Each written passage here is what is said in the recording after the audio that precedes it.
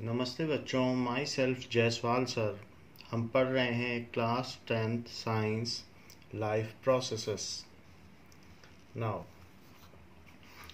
We have learnt in earlier class about human respiratory system. Now there are some points regarding human respiratory system. The average breathing rate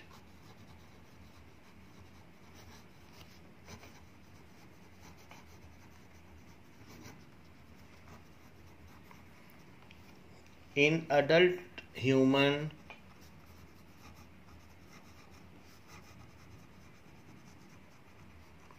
is 15 to 18 times 15 to 18 times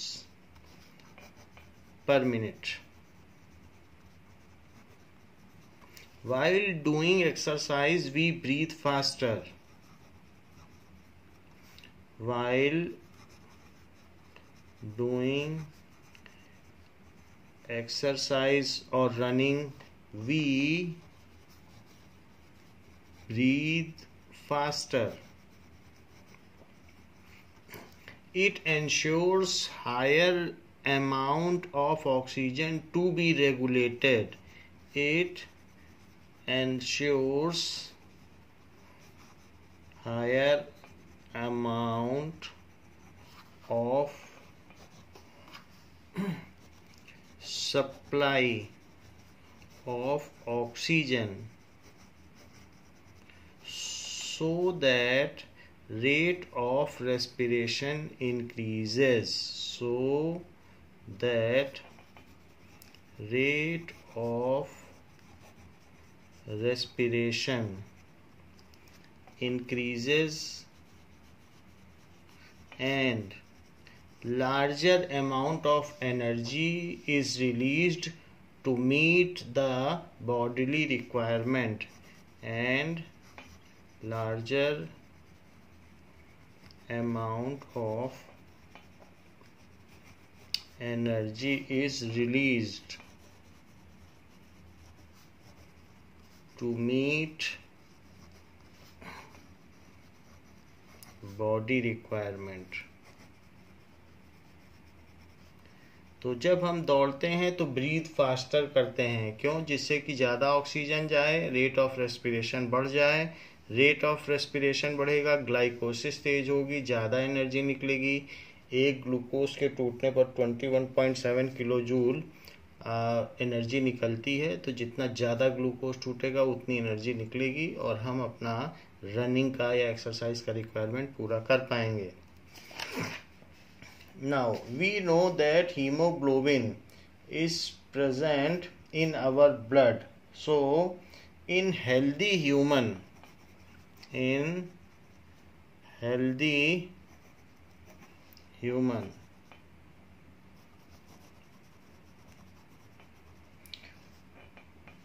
12 to 18 gram per 100 ml of blood hemoglobin is present. अगर 12 ग्राम पर 100 ml of blood में 12 ग्राम haemoglobin present है या 12 से 18 के बीच में किसी range में प्रेजेंट है 100 ml ब्लड में, सो haemoglobin is present. Now deficiency of haemoglobin in a person, अगर हमारे ब्लड में रेस्पिरेटरी पिगमेंट नहीं होगा, हीमोग्लोबिन नहीं होगा, आरबीसी की कमी हो जाएगी. So deficiency of haemoglobin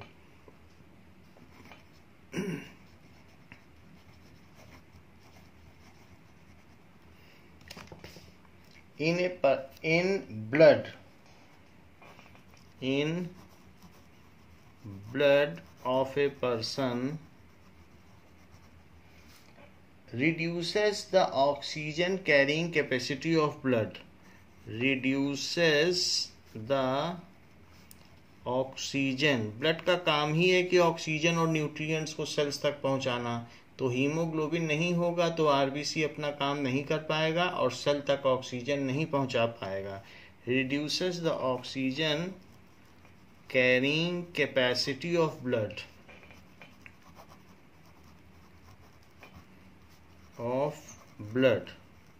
so respiration will take place slowly, so rate of respiration decreases.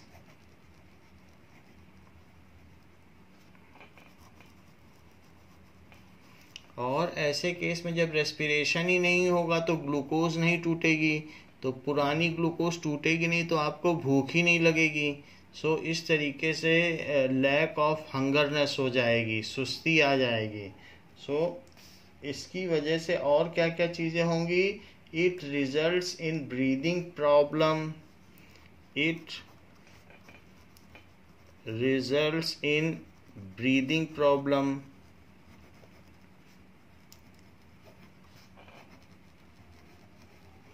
Tiredness, क्योंकि जो रेस्पिरेशन रेट है वो डिक्रीज हो गया है तो एनर्जी रिलीज नहीं हो रही, आप थके थके रहेंगे, तो tiredness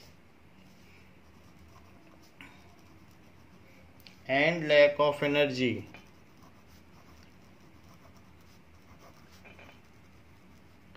that is body can not work with full efficiency. Lack of energy का सिर्फ यही मतलब है कि अपनी एज के और लोगों की तरह हमारी बॉडी काम नहीं कर पाएगी। तो इस तरीके से हीमोग्लोबिन का होना जरूरी है। हीमोग्लोबिन पालक में, अनार में, हरी सब्जियों में, इन सब चीज़ों में पाई जाती है। So haemoglobin is required. Now when we are in polluted atmosphere, जैसे कभी कभी क्या होता है पॉल्यूशन में रहते हैं, then hemoglobin get binds with carbon monoxide so and loses its function। अगर कार्बन मोनोऑक्साइड से हीमोग्लोबिन बंध गया है, जैसे आप कभी पोल्यूटेड एरिया में निकलेंगे तो वहाँ कार्बन मोनोऑक्साइड बहुत होती है, CO2 नहीं होती है, अनबर्न्ड कार्बन होते हैं और carbon monoxide. So in polluted area carbon monoxide is more. in polluted atmosphere, so in polluted atmosphere या कभी बंद कमरे में कोयला जला लें तो वहाँ भी कार्बन मोनोऑक्साइड बहुत हो जाएगी। सो कार्बन मोनोऑक्साइड जिसको कि CO कहते हैं is more, it has 300 times more affinity to get bind with hemoglobin। Oxygen जैसे हीमोग्लोबिन से बंध जाता है उसकी बाइंडिंग कैपेसिटी होती है, लेकिन कार्बन मोनोऑक्साइड की तो 300 टाइम्स मोर होती है। So it has 300 times more affinity to get bind with hemoglobin।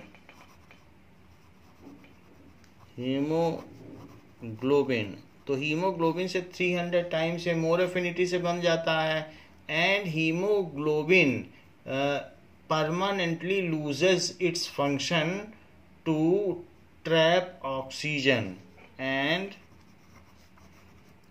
Haemoglobin फिर कभी ऑक्सीजन को बाइंड नहीं कर पाएगा, क्योंकि ये एक बार उससे जुड़ जाएगा तो हटेगा ही नहीं। Haemoglobin permanently loses its function, its primary function, वही तो उसका जॉब था,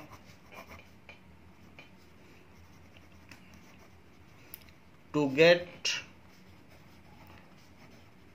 bind with O2। तो वो उससे बन नहीं पाएगा और oxygen and can not act as a oxygen carrier and can not further act as oxygen carrier. तो ऐसे केस में कई बार अगर बंद कमरे में कोयला जलाया जाए तो CO पैदा होती है, कार्बन पूरी तरीके से जल नहीं पाता, CO2 नहीं बन पाती, सिर्फ कार्बन मोनोऑक्साइड पैदा होती है।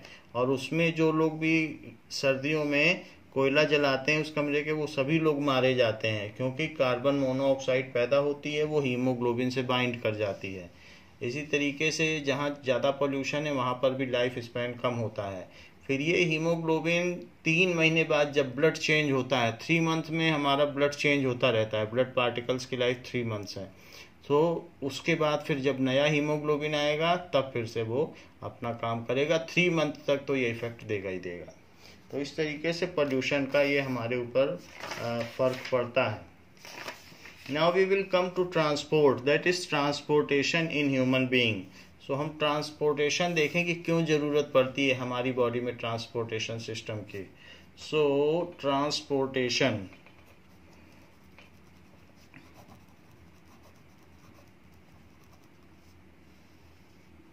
System. Now,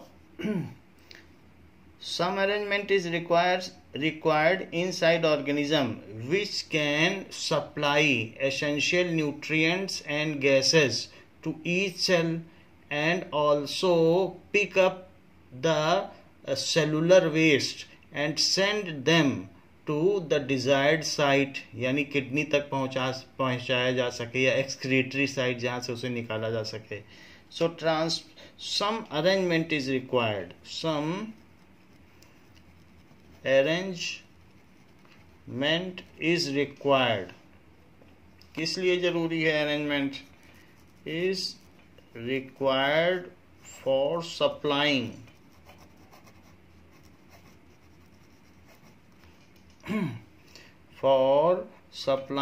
nutrients from abdominal site to cellular site, from abdominal site, abdominal site भी कह सकते हैं। और प्लांट के केस में साइट ऑफ फोटोसिंथेसिस, जहाँ पर खाना बन रहा है, site of photosynthesis to cellular site, हर सेल तक पहुंचाया जा सके, to cellular site.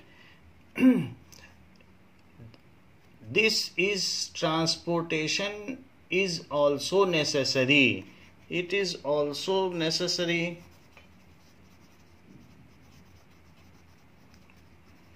For effective gaseous exchange throughout the body in multicellular organism। Properly gases भी पहुंच सकें, क्योंकि डिफ्यूजन के भरोसे हम नहीं रह सकते। अगर लंग से फीट तक गैस को आप सोचो कि ऑक्सीजन पहुंच जाएगी तो 2.5 साल लग जाएगा, 2.5 साल में तो आदमी मर जाएगा। तो diffusion is a quite slow process. अगर ब्लड नहीं होगा तो जो फीट के सेल्स हैं वहां तक ऑक्सीजन नहीं पहुंच पाएगा effectively. So there must be transportation system for rapid supply of oxygen. So it is also necessary for gaseous exchanges.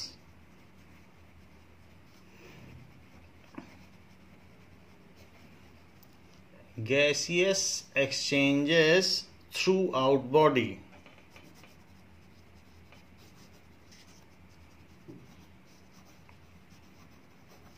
There is also a need for expelling out cellular waste from body. There is also a need for expelling out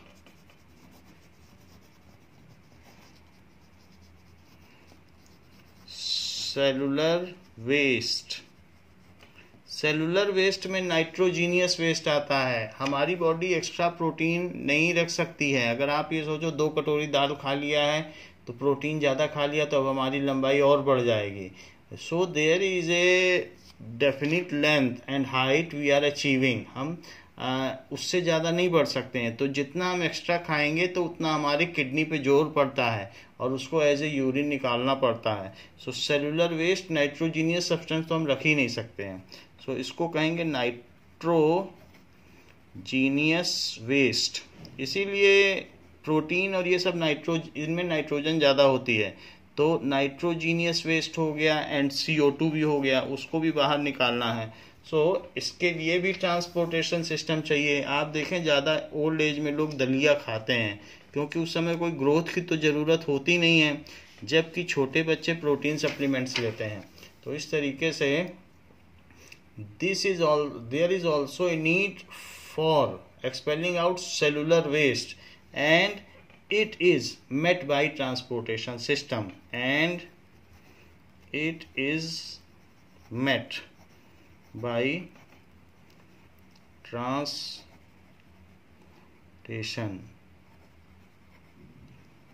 system।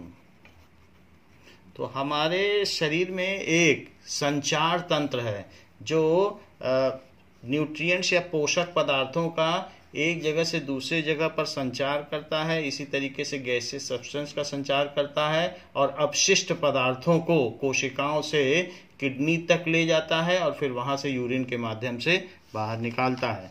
So transportation system is mandatory in case of multicellular organism, क्योंकि उसमें all cells are not in direct contact to atmosphere, तो इसलिए multicellular organism में इसकी जरूरत है।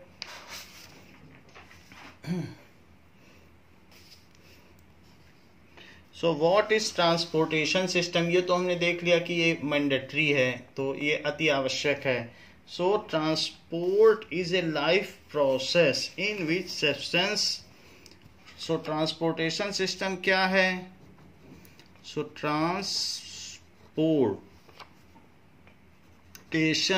Is a life process in which a substance absorbed in one place, in which a substance absorbed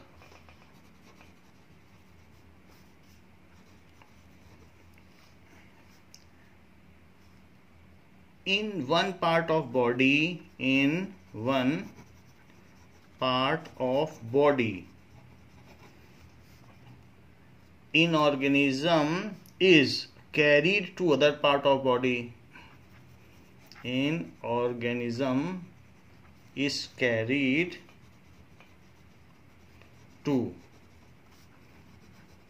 other part of body। हमारी body में ये जो ट्रांसपोर्टेशन का काम है उसके दो कंपोनेंट्स हैं, ब्लड करता है और लिम्फ करता है। तो हमारी बॉडी में लिम्फ भी एक फ्लूइड है, एक्स्ट्रा सेलुलर फ्लूइड, जो ब्लड वेसल के बाहर बहता है, हम उसके बारे में भी समझेंगे। तो इस तरीके से in human body this job is accomplished by circulatory system and lymphatic system. In human body this job is accomplished by circulatory system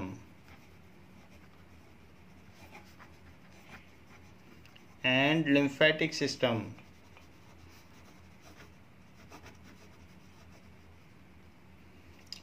lymphatic system। तो हमारी बॉडी में ट्रांसपोर्टेशन के दो पार्ट हैं। Transportation system, one is circulatory system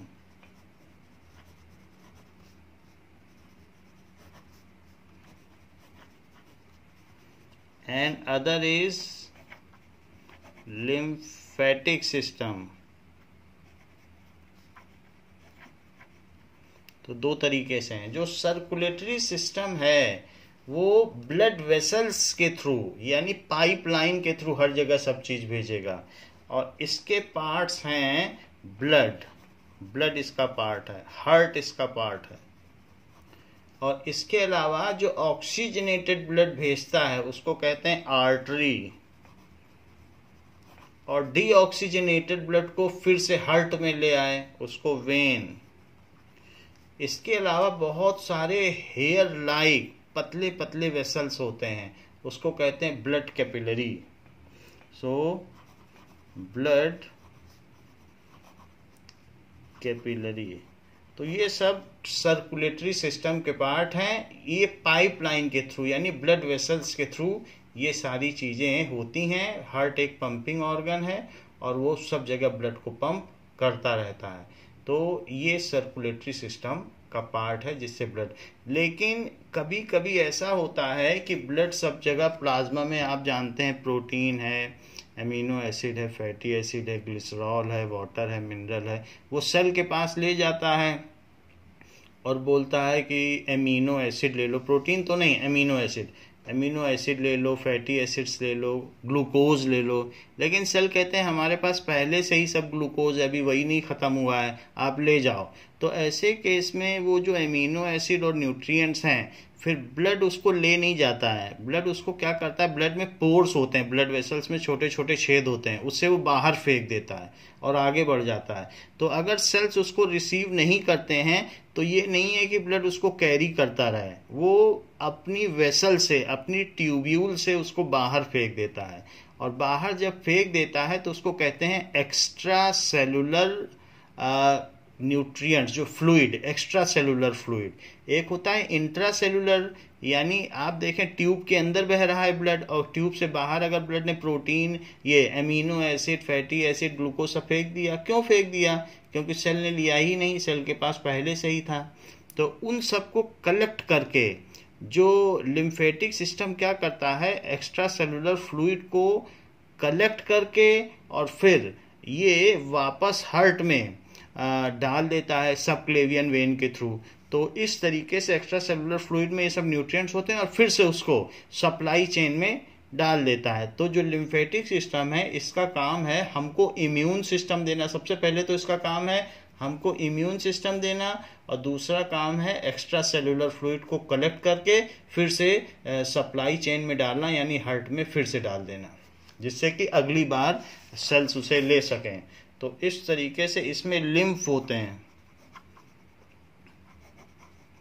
lymph node होता है। इस तरीके से लिम्फेटिक सिस्टम होता है और लिम्फ वेसल होती है। इस चीज को हम आगे देखेंगे, जब पढ़ेंगे तो मैं आपको इसको सब डिटेल में बताऊंगा। अभी हम देखते हैं ये हमारा सर्कुलेटरी सिस्टम क्या होता है। तो जो सर्कुलेटरी सिस्टम है, नाउ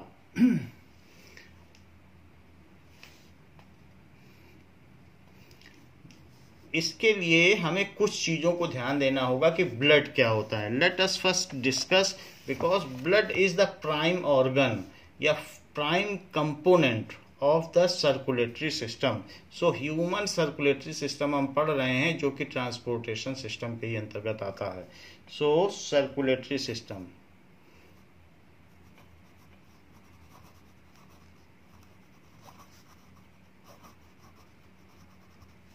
तो सर्कुलेटरी सिस्टम में सबसे पहले, इसको शुरू करने से पहले हम ब्लड को पढ़ेंगे। Blood, blood is a red colored liquid which circulates in our body. Blood is a red colored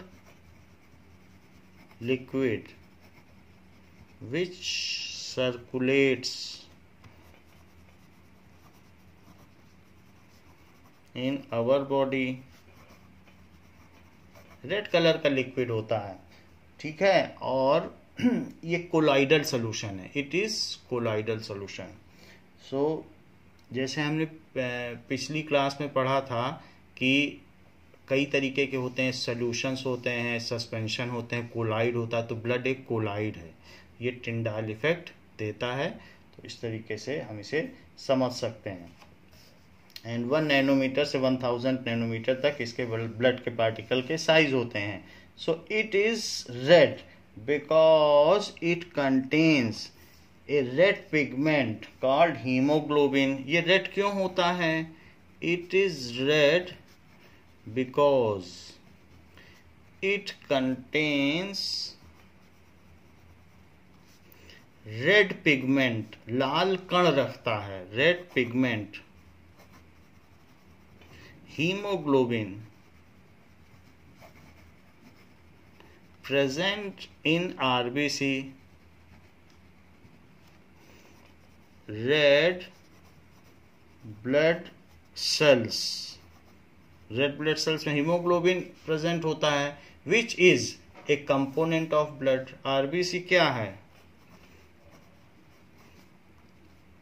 which is a component of blood.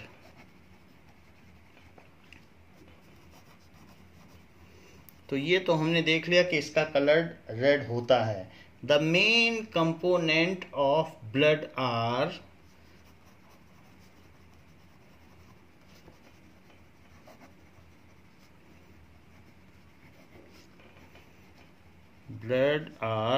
रक्त के 4 प्रमुख घटक कौन कौन से हैं? First is plasma, next is red blood corpuscles, लाल रक्त कणिकाएं, red blood corpuscles. So red blood corpuscles, इसको सेल भी कह सकते हैं, वरना लाल रक्त कणिकाएं, दैट इज, इसे सेल बोल सकते हो तो सेल भी बोल दो, सिंपल, वरना कार्पसेल्स हैं. इसके अलावा वाइट ब्लड कार्पसेल्स, उसको भी आप सेल बोल सकते हैं, WBC. कार्पसेल्स को सेल कह सकते हैं, और इसे RBC कहा जा सकता है, इसे WBC कहा जा सकता है. Next is platelets. तो इस तरीके से ये ब्लड के 4 कंपोनेंट हैं जो ब्लड वेसल्स में फ्लो करते हैं. नाउ अब हम देखें इन चारों कंपोनेंट्स के क्या क्या काम हैं.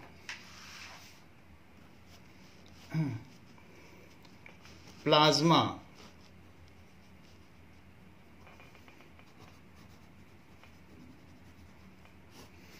plasma is a yellow colored fluid.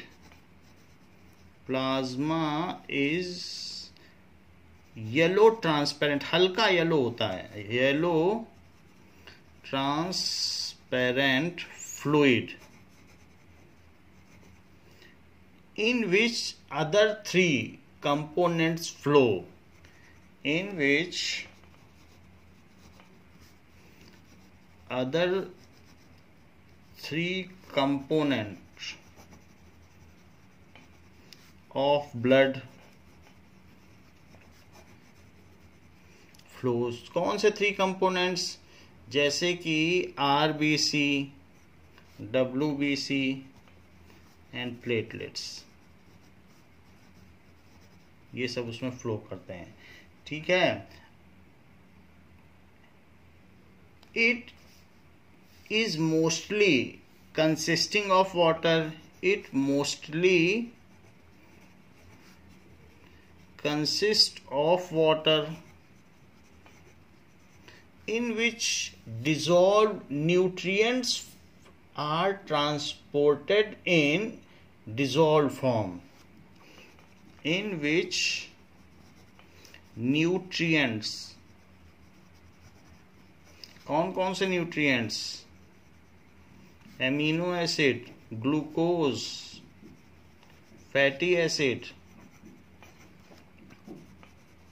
Glycerol.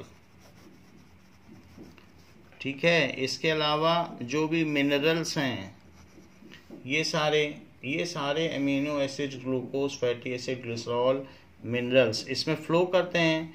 Nutrients get transported in soluble form, get transported in soluble form,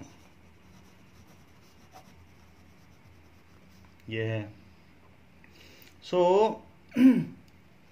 RBC क्या होता है, या रेड ब्लड सेल्स।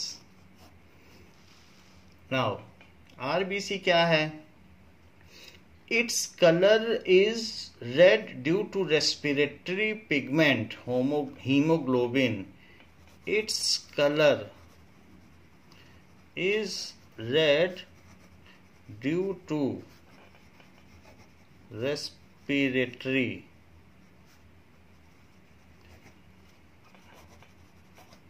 पिगमेंट कणों को कहते हैं respiratory pigment haemoglobin.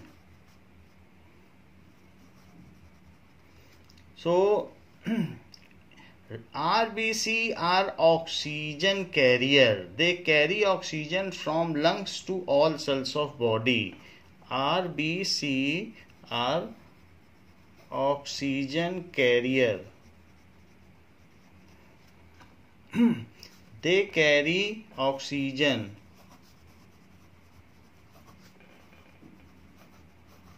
from lungs to all cells of body. इस तरीके से इनका काम है। RBC do not have nuclei, they इसीलिए 3 महीने में मर जाते हैं। डू नॉट हैव न्यूक्लियाई, इनमें न्यूक्लियस नहीं होता। Now it is of circular discoid shape, it is of circular discoid shape। इसका सर्कुलर डिस्क्वाइड शेप होता है, सर्कुलर डिस्क्वाइड शेप, डिस्क की तरह होता है, डिस्क्वाइड शेप। और इसमें न्यूक्लियस नहीं है। आप देख लो कहीं अंदर न्यूक्लियस दिख रहा है, कुछ भी नहीं है, न्यूक्लियस है ही नहीं इसमें। कुछ आपको दिखेगा न्यूक्लियस, कुछ नहीं है, देयर इज नो न्यूक्लियस। सो इसका सर्कुलर डिस्क्वाइड शेप है, ऐसा होता है।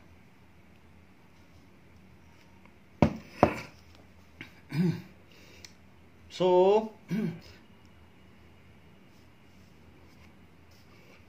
it is estimated about 3 million RBC of human blood die every day. So it is estimated that about 3 millions का मतलब है 3 into 10 to the power 6, 3 million RBC die every day, die every day। इतनी RBC daily मर जाती हैं, but 4 times of that number are made in bone marrow। Bone के नीचे के पार्ट में आरबीसी बनती रहती हैं। So but 4 times of this is made in bone marrow।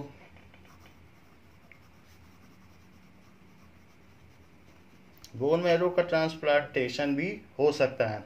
So if we are donating blood to somebody then very soon the new blood is formed. 3 महीने में हमारे पास बिल्कुल वैसे का वैसा ब्लड फॉर्म हो जाता है, इसीलिए ब्लड डोनेट करने में कोई बुराई नहीं है।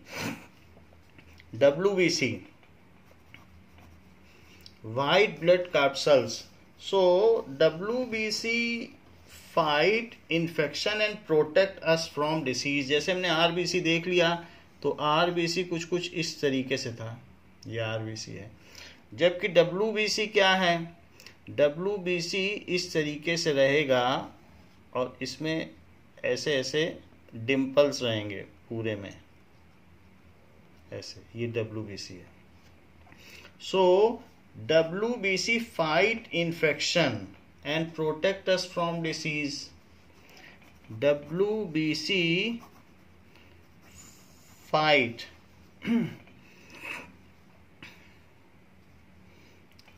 अगेंस्ट इन जो भी इन्फेक्शन है, एंड प्रोटेक्ट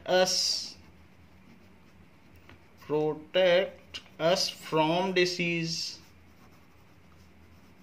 ये हमको डिसीज से बचाता है। It also builds immune power in our body, it also builds immune system, प्रतिरोधक क्षमता बढ़ाता है। So immune system in our body, so ऐसा काम करता है और देखने में कुछ कुछ इस तरीके से रहेगा। सो इम्यून सिस्टम ये बढ़ाता है, ठीक है।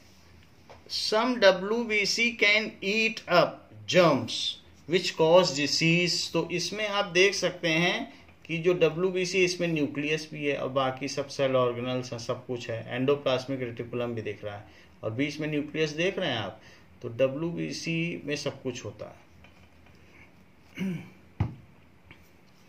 सो सम WBC, ये 10 तरीके के होते हैं WBC। सम WBC बेसिनोफिल, इसेनोफिल्स, ऐसे कई तरीके के होते हैं। WBC can eat up germs, ये जर्म्स को भी ईट कर सकते हैं, causing disease, which causes disease. तो ये सारा इनका काम है कि ये करते हैं।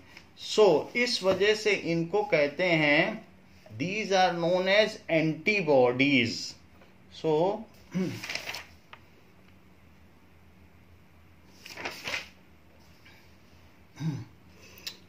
ये चीज कही जा सकती है कि दे मेक, या इनके अंदर प्रेजेंट होता है, they make chemical antibodies, chemical antibodies बनाते हैं। सो विच किल पैथोजेंस, पैथोजेंस का मतलब, पैथो का मतलब रोग कारक कीटाणु, रोग को जनरेट करने वाले, पैथो प्लस जेंस, रोग के जनरेटर, जैसे कहते हैं नहीं पैथोलॉजी में चले जाओ तो उस तरीके से। सो पैथेटिक कंडीशन है तो वो रोग से संबंधित है। सो पैथो प्लस जेंस यानी रोग कारक कीटाणु को वो मार देता है। सो WBC एंटीबॉडीज बनाता है which kills pathogens. So WBC are called soldiers of our body, ये सैनिक कहे जाते हैं हमारी बॉडी के। WBC are called soldiers of our body. तो ये WBC का काम है। Now WBC are much smaller in number than RBC, इनकी संख्या कम होती है। They have nucleus and all cell organelles. They have nucleus, इनमें न्यूक्लियस होता है, and cell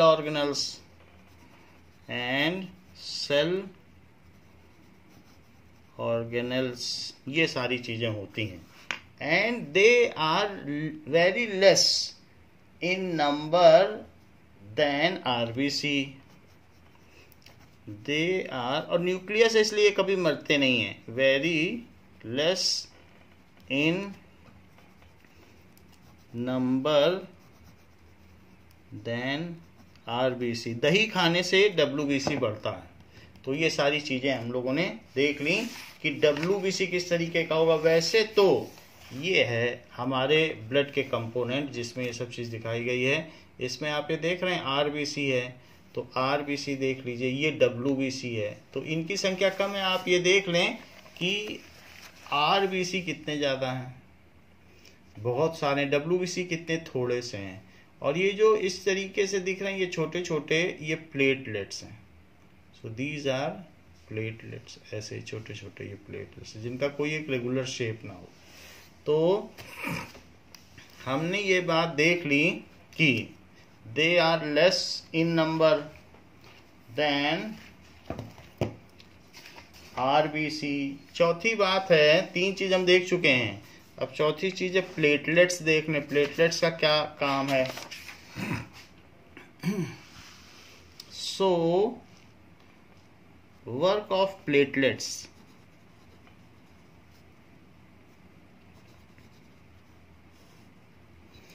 platelets are tiny fragments of special cell formed in the bone marrow. ये भी बोन मैरो में बनते हैं।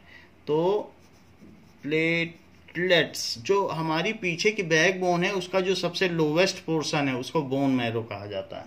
सो प्लेटलेट्स आर टाइनी फ्रेगमेंट्स, ये बहुत छोटे छोटे टुकड़े होते हैं, फ्रेगमेंट्स, ठीक है, which do not have nuclei, do not have nuclei, इनमें न्यूक्लियस नहीं होता।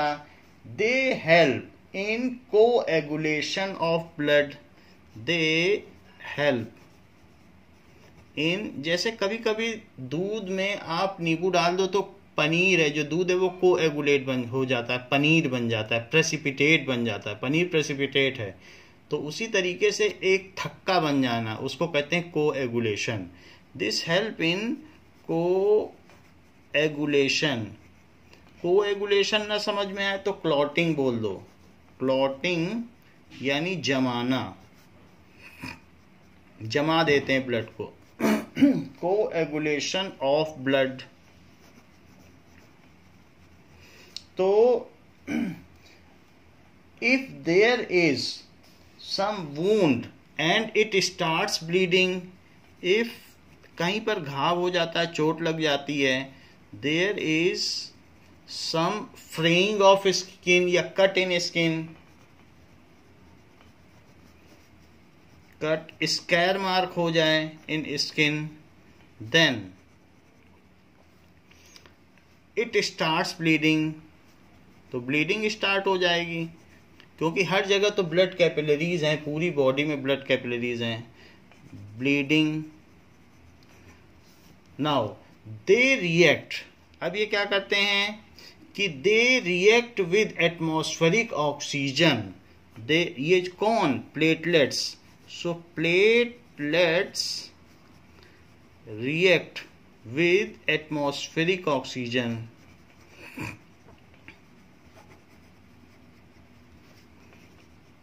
oxygen and create a fine network of fiber at the place of wound.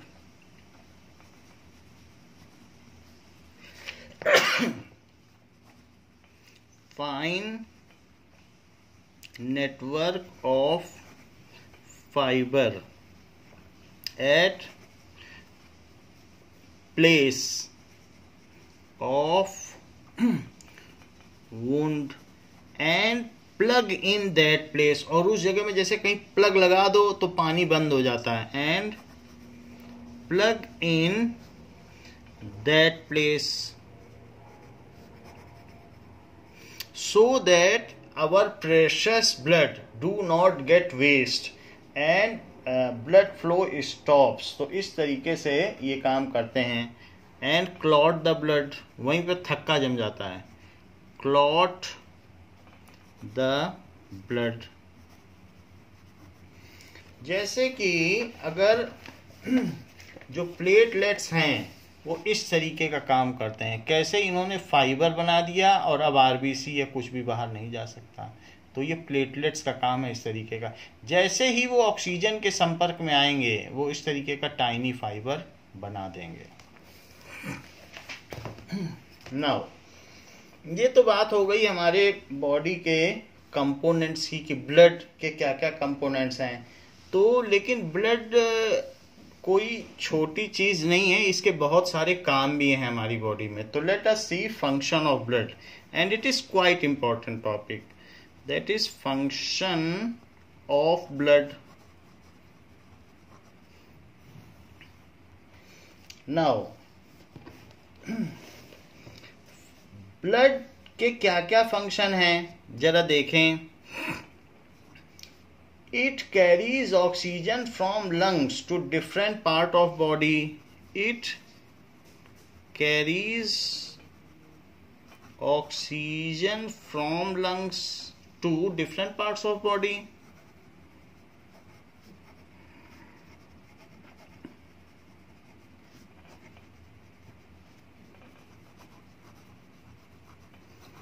तो सबसे पहले ये हर जगह पर फेफड़ों से ऑक्सीजन को लेकर चला जाता है। दूसरी चीज, it carries CO2 from blood cell to lungs. It carries back, और वापस क्या लेके आता है, CO2 from body cells to lungs, body cells to lungs, जिसको कि बाहर निकाला जा सके। इसके अलावा it carries nutrients from digested food from small intestine to all parts of body. It carries nutrients of digested food from intestinal site to all parts of body, from intestinal site to, क्योंकि वहां microvilli होते हैं, to all parts of body।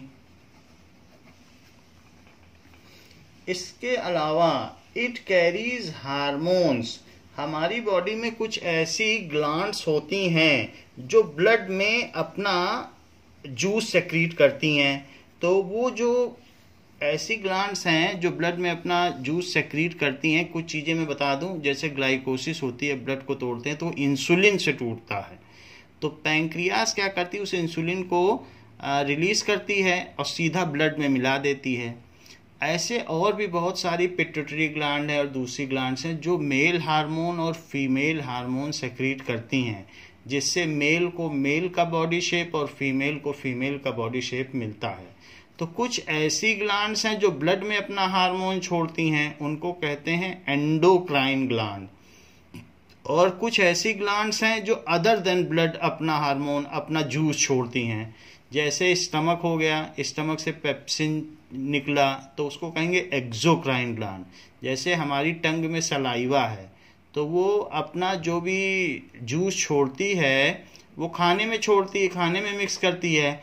तो जो blood में छोड़े वो endocrine gland, जो ब्लड में न छोड़े और कहीं फूड में छोड़े या और कहीं छोड़े उसको कहेंगे एक्सोक्राइन ग्लैंड। तो हमारी बॉडी में बहुत सारे एंजाइम्स और हार्मोन सेक्रीट होते हैं, और जो ग्लैंड्स ब्लड में छोड़ती हैं अपना हार्मोन उन्हें एंडोक्राइन ग्लैंड कहते हैं। अब हम आगे देखें कि blood carries hormones, blood carries hormones from endocrine gland to different organ of body, from endocrine gland to different organ of body for necessary body changes। Hormone का काम क्या है, जैसे कहते हैं हार्मोन की कमी की वजह से वो ठीक तरीके से एक लड़का नहीं बन पाया, लड़की नहीं बन पाया, तो वो हार्मोन की कमी है। तो इस तरीके से हार्मोन को ये बॉडी में पहुंचाती हैं फॉर प्रॉपर डेवलपमेंट। सो ये काम है for proper development, proper and directional development. इसका एक अलग ही चैप्टर है, कंट्रोल एंड कोऑर्डिनेशन, वहां हार्मोन ही हार्मोन है, उसके बारे में हम देखेंगे, अगला चैप्टर है।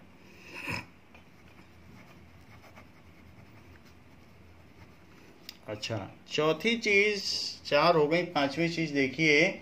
सो blood carries waste product from cellular site to liver and then to kidney for its excretion. Blood और क्या काम करता है? Blood carries nitrogenous waste. हमने बताया था एक्स्ट्रा प्रोटीन खाओगे तो वो सब नाइट्रोजीनियस वेस्ट यूरिया में बदलेगा और यूरिन से निकल जाएगा। Nitrogenous waste and CO2। Nitrogenous waste, CO2, excess mineral, कुछ भी एक्स्ट्रा कुछ नहीं रखा जाता है। सो एक्सेस मिनरल सब कुछ, ये सभी चीजें, ठीक है। एंड एक्सेस वाटर भी, क्योंकि यूरिन है तो उसमें एक्सेस वाटर है, ठीक है। So from body cells to liver and then from liver to kidney and then from liver to kidney. Liver एक स्टोरेज है, सेल ने नहीं रखा तो लीवर के पास भेज दिया कि मर्जी हो तो आप रखो। लीवर ने कहा नहीं, हमारे पास भी बहुत सारा इकट्ठा है, इसको बाहर फेंको। और मर्जी होगा तो लीवर रख लेगा, उसमें से कुछ भी है तो कुछ अगर प्रोटीन अमीनो एसिड रखना चाहेगा तो रख लेगा, नहीं तो बाहर फेंकेगा। तो किडनी का काम है यूरिन बनाना, ठीक है। Now it is expelled out in form of urine. It is expelled out as urine, ये यूरिन के तौर पर निकल जाता है। जैसे कि मैं आपको बता दूं, CONH2NH2 इसको यूरिन कहते हैं। तो इसमें देखो कितना N है, 2 N है, तो नाइट्रोजीनियस वेस्ट बाहर निकल गया। तो इसलिए ब्लड का काम है वेस्ट को निकालना, नहीं तो बॉडी ही कचरा घर बन जाए अगर कचरा ना निकाला जाए। अच्छा, blood protects the body from disease, क्योंकि इसमें WBC होता है। Blood protects the body from disease, ये हमको डिसीज से बचाता है। Because as it contains WBC, as it contains WBC, इसके अलावा क्या करता है? It regulates the body temperature, यानी it regulates the body temperature. ये बहुत हाई स्पीड से ब्लड दौड़ता है। सो हम इसकी स्पीड आपको बता देंगे। It regulates the body temperature.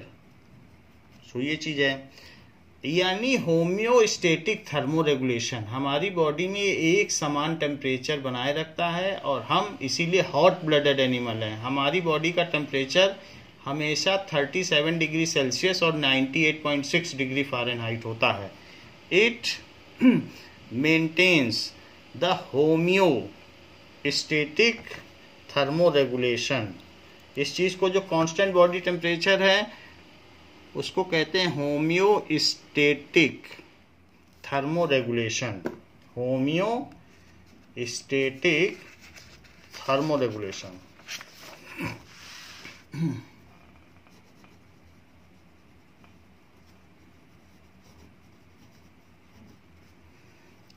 यानी हमारी बॉडी का टेम्परेचर और जो एसिडिक कंटेंट है उन सब की मात्रा बिल्कुल निश्चित रहती है और इसी वजह से हम जिंदा रह पाते हैं। जो एंजाइम्स की मात्रा है, एसिड की मात्रा है या टेम्परेचर है, ये फिक्स्ड है। तो थर्मो रेगुलेशन यानी टेम्परेचर को ये रेगुलेट करता है। जैसे कि अगर आप कभी ऐसे ठंडे पानी में वैष्णो देवी की यात्रा करें तो पानी बर्फ में रहेगा, लेकिन ऊपर से हॉट ब्लड नीचे जाता रहेगा और पैर को गर्म करता रहेगा और इस तरीके से पूरी बॉडी में एक जैसा टेम्परेचर रहेगा। And as soon as you take out your feet from cold icy cold water, then the feet comes sooner at the body temperature. तो वो इस तरीके से पूरी बॉडी का एक जैसा यूनिफॉर्म टेम्परेचर बनाता है, जिससे कि हमें फ्रॉस्ट बाइट ना हो जाए, कहीं ऐसा ना हो जाए कहीं ब्लड जम जाए, क्योंकि अगर ब्लड जम जाएगा तो वो वो फैलेगा।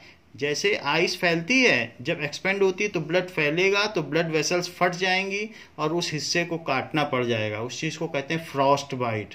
तो ऐसा हो नहीं पाता क्योंकि ये हमारी बॉडी में बड़ी स्पीड से दौड़ता है और हर तरफ बॉडी टेम्परेचर कांस्टेंट रखता है। We have constant body temperature, इसीलिए हम वार्म ब्लडेड एनिमल कहलाते हैं, क्योंकि हमारा कांस्टेंट बॉडी टेम्परेचर है। बाहर 50 डिग्री है तो भी हम 37 डिग्री पर हैं, और बाहर 0 डिग्री है तो भी 37 पर हैं। So it is due to efficient respiration. So we have constant body temperature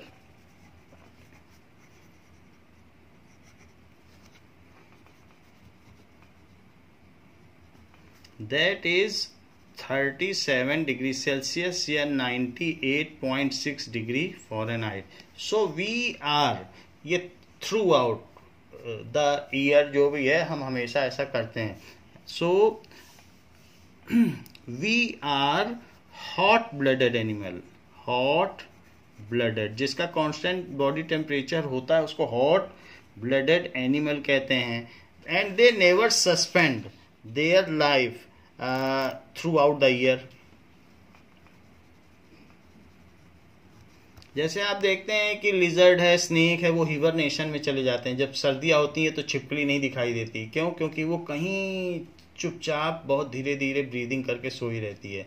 they can not afford the body temperature during winter but we can afford. तो हम रह सकते हैं। -40 डिग्री में साइबेरिया में लोग रहते हैं, और 60 डिग्री में अफ्रीका में इब्न बतूता लोग रहते हैं। तो इस तरीके से हम देखते हैं कि हम अपनी बॉडी का टेम्परेचर मेंटेन कर पाते हैं, तो इसलिए हम हर हॉस्टाइल इन्वायरमेंट में भी सर्वाइव कर पाते हैं।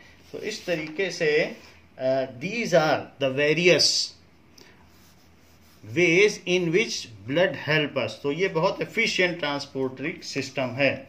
अब जरा देखिए कि in blood circulatory system we have blood vessels through which. तो ब्लड सर्कुलेटरी सिस्टम में एक और चीज है। सो इन, अब ये अलग चीज है, इन ब्लड ही तो सर्कुलेट होता है। तो ब्लड सर्कुलेटरी सिस्टम हमने दो बताया था, एक लिम्फेटिक सिस्टम है, एक दैट इज सर्कुलेटरी सिस्टम। तो हम सर्कुलेटरी सिस्टम की बात कर रहे हैं। इन blood circulatory system blood flows through blood vessels, blood flows through blood vessels, blood vessel से फ्लो करता है। तो ब्लड वेसल्स 3 तरीके की होती हैं। ब्लड वेसल्स का मतलब ब्लड की ट्यूब, जिसमें कई चीज़ें होंगी। एक तो प्लाज्मा होगा, एक उसमें आरबीसी होगी, और एक डब्ल्यूबीसी होगा, और एक प्लेटलेट होगा। तो इस तरीके से होगा प्लेटलेट, डब्ल्यूबीसी, आरबीसी, और ये जो इसके अंदर न्यूट्रिएंट्स में डिजोल्व है water like yellowish transparent substance, इसको कहेंगे प्लाज्मा। और ये जिसमें फ्लो कर रहा है इसको कहेंगे ब्लड वेसल। इस ट्यूब को क्या कहेंगे? Blood vessel.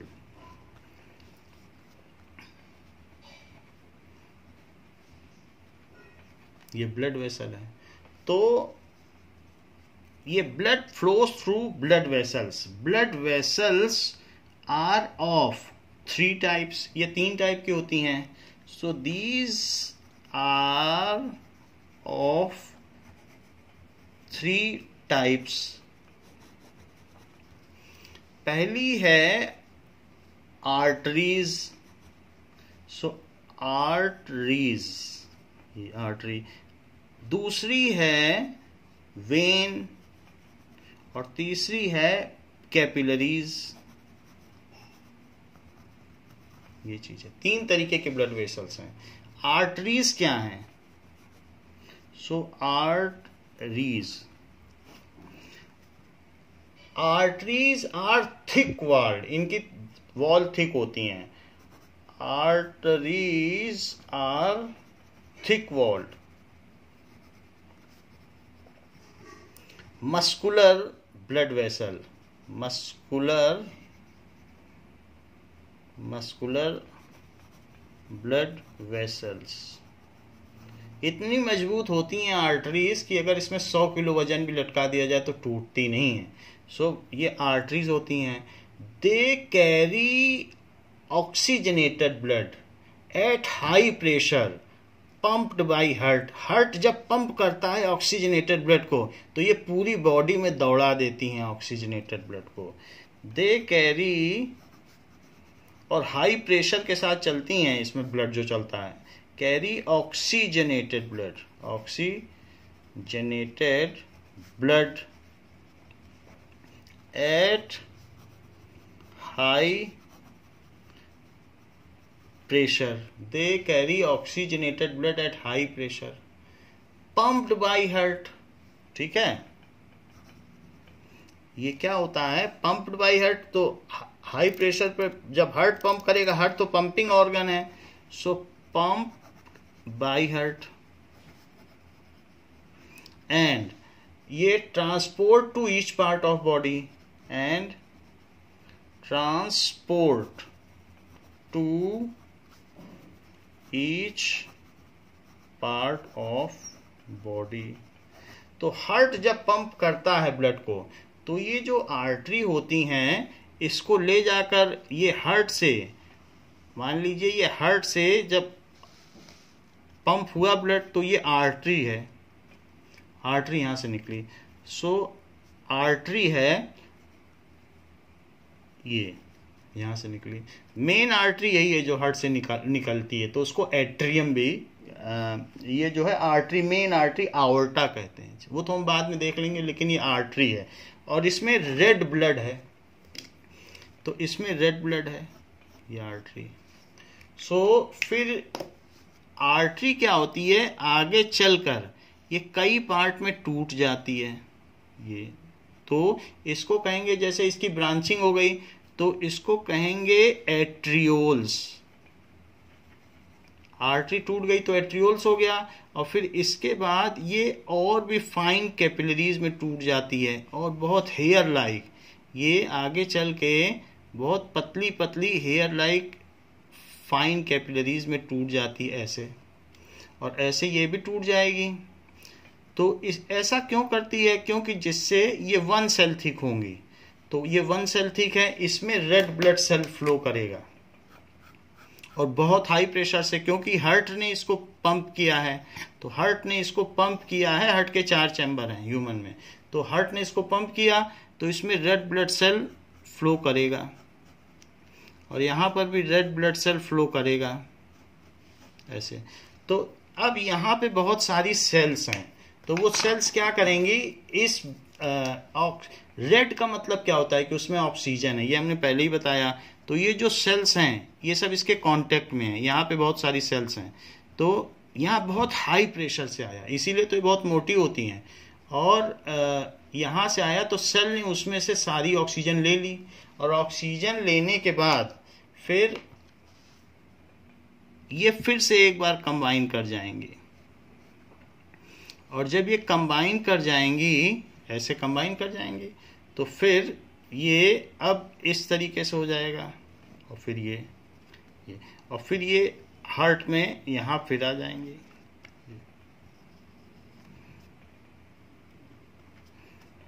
तो इस तरीके से ये वापस आ जाएंगे। तो ये जो चीज है हमने बताया, आर्टरी एट्रियोल्स में टूटती है, फिर इसके बाद ये फाइन हेयर लाइन ट्यूब्स में टूट जाती है। कैपिलरी बहुत पतली पतली होती है, बाल जैसी पतली, उसमें बीच में ट्यूब होता है, तो ये हो जाएगा ब्लड कैपिलरी। हमने आपको यहाँ दिखाया ना कैपिलरी, तो ये हो गया एट्रियोल, आगे टूटता है ब्लड कैपिलरी।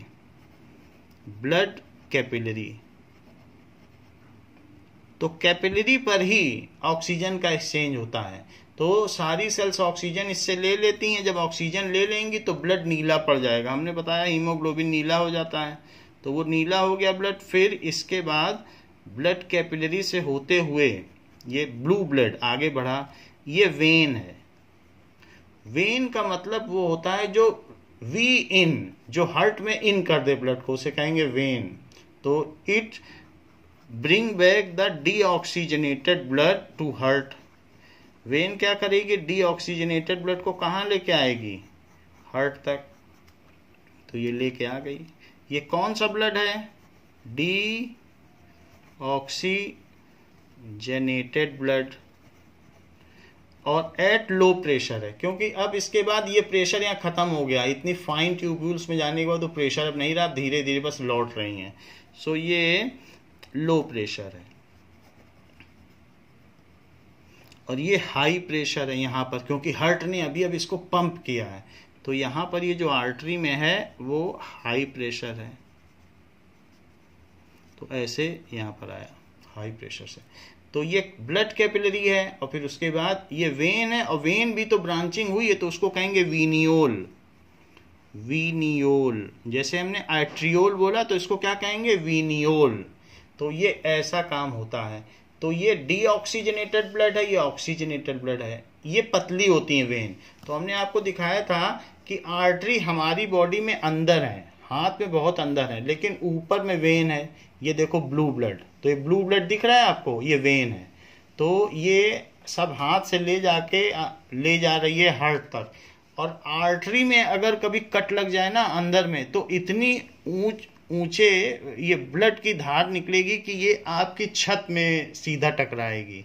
तो आर्टरी में इतने प्रेशर में ब्लड फ्लो करता है, तो इसको यहाँ पर दबा कर देखा जाता है कि पल्स क्या है। तो एक बहुत डीप इनसाइड कोई एक आर्टरी है, आप हाथ लगा कर देख सकते हो। तो जितनी बार ब्लड पंप हो रहा है आप हाथ लगाएंगे, उतनी बार आर्टरी में एक झटका सा आता है।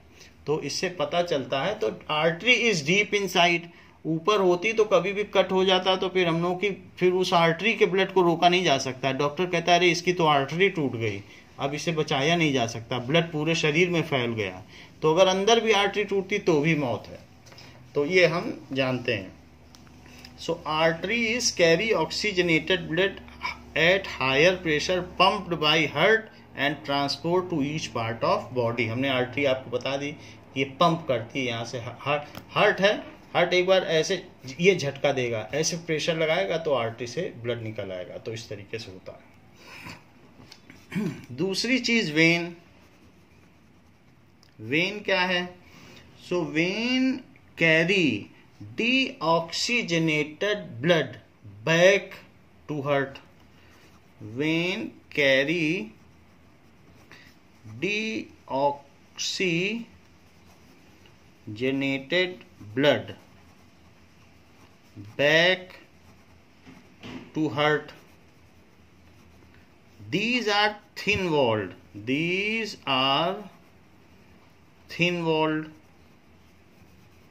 और ये जो भी वेन है, तो वेन में अगर आप देखोगे यही वेन, तो इसी को अगर आप अंदर देखोगे तो इसमें वॉल्व होता है ऐसे ऐसे, तो जिससे कि ब्लड एक ही डायरेक्शन में चलता रहे, क्योंकि इसमें कुछ प्रेशर तो रह नहीं रहा। तो ऐसा ना हो कि ब्लड लौट जाए, तो थोड़ा आगे बढ़ा, थोड़ा आगे बढ़ा, पीछे से आ रहा है तो आगे बढ़ता चला जाएगा। ये इस तरीके से वन वे सिस्टम है। So these are thin walled, और डीऑक्सीजनेटेड ब्लड को ये हार्ट तक लाती हैं। कैपिलरी क्या होता है, capillary, these are hair like blood vessels. These are hairline thick, hairline thick, one cell walled, single cell walled होती है, इससे ज्यादा मोटी नहीं होती है। वन सेल वॉल्ड, वन ना लिखना चाहे तो सिंगल लिख लें, single cell walled blood vessel. At this site the gaseous and nutritional exchange takes place between the blood and cellular site. हमेशा कैपिलरी में ही, जहां कैपिलरी होगी वहीं सेल से सारे एक्सचेंजेस होंगे। सो एट दिस साइट, और वो भी डिफ्यूजन के through, at this site nutritional and gaseous exchange takes place. Nutritional and gaseous exchange takes place between capillary and cellular side, between capillary and cell।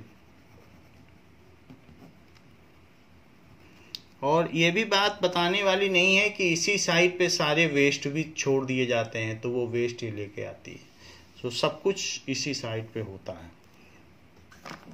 तो बच्चों हम लोगों ने ब्लड का फंक्शन देख लिया और ये भी देख लिया कि ब्लड वेसल्स के कितने टाइप हैं। देखिए हमने ब्लड वेसल्स के टाइप देखे, तो ब्लड वेसल्स के टाइप्स देख लिए, ब्लड का फंक्शन देख लिया। अब हम लोग देखेंगे कि हमारा सर्कुलेटरी सिस्टम कैसे काम करता है।